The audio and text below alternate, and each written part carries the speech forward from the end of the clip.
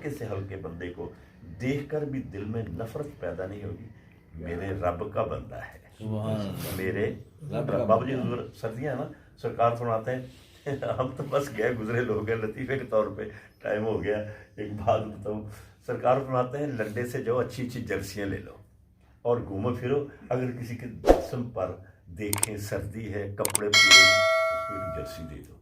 अब वो जर्सी पहन के तो उसको सेक लगेगा ना, थोड़ा सा सुकून होगा ना, अगर वो इतना ही कह दे और तेरा भला हो, निग आ गया है।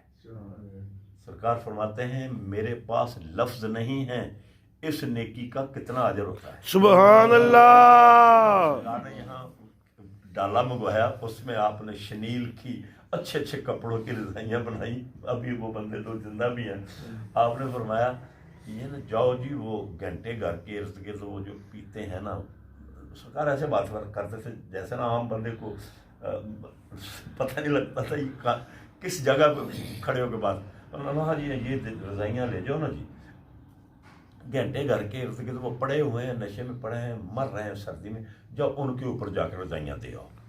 अब वो डाले पे रजाइयाँ दी, हमारे पीर भाई वो रजाइयाँ लेकर रास्ते में एक ने कहा यार उन्होंने तो पाड़ पूड़ के सुट देनिया, गंदे बंदे ने हैं जी, असी इस तरह करिए 50-60 रजाइयाँ ने 5-5 10-10 आप रख लेने थे, घरों रजाइयाँ पुरानियाँ जाके उन्होंने पा देते और उन्होंने ये कर दिया, देखते ही उन्होंने ये कर दिया। और गल भी चीज़ दिल च ख्याल तो आ ही जाता है ना कि यार उन्होंने किहड़ियां भी साफ सुथरे वो 5 मैं रख लिया, 4 उन्होंने रख लिया, और इस तरह कर वो जनाब रजाइयाँ जाकर उन पे दे दिया, रजाइयाँ देकर वापस के सरकार बाहर कर दे। फरमाया ना जी ना, ना जी ना, जो मैंने भेजी थी वही उनके ऊपर फेंक कर आओ। सुभान अल्लाह।